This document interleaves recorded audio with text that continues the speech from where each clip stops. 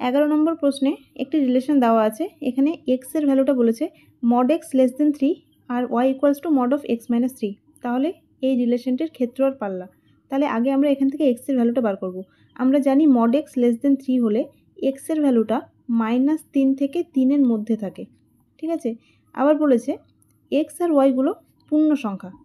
তাহলে এই রেঞ্জে পূর্ণ সংখ্যাগুলি আগে আমরা বার করব। ঠিক আছে, তাহলে এক্স ইকুয়ালস টু কত হবে, -3-এর চেয়ে বড় গোটা সংখ্যাগুলো। তাহলে -3-এর চেয়ে বড় কী হয়, -2 হয়, -1 হয়, 0 হয়, 1 হয়, 2 হয়, কারণ 3-এর থেকে ছোট বলেছে। তাহলে এই কটাই, তাহলে এটাই হয়ে যাবে ডোমেন। ঠিক আছে, কারণ আমরা ডোমেন হচ্ছে সেট অফ ফার্স্ট এলিমেন্ট, মানে এক্সগুলো ডোমেনে থাকে আর ওয়াইগুলো পাল্লাতে থাকে। তাহলে এখানে ক্ষেত্র হবে এটা -2 -1 0 1 2। এটা কোন অপশনে আছে, -2 আচ্ছা এই দুটো অপশনে আছে না, না এটাতেও আছে আর অপশন ডিতেও আছে। আচ্ছা এবার পাল্লাটাও বার করে নিই। এবার এক্সের ভ্যালুগুলো আমরা এখানটায় বসাবো, ওয়াই ইকুয়ালস টু, তাহলে mod অফ x মাইনাস 3। তাহলে একটা একটা করে ভ্যালু বসাও, কত আসছে দেখো, -2 বসালে কত হবে, -5। তাহলে mod আছে যেহেতু, তাহলে পজিটিভ ভ্যালুটা পাবো, তাহলে 5 বেরাবে।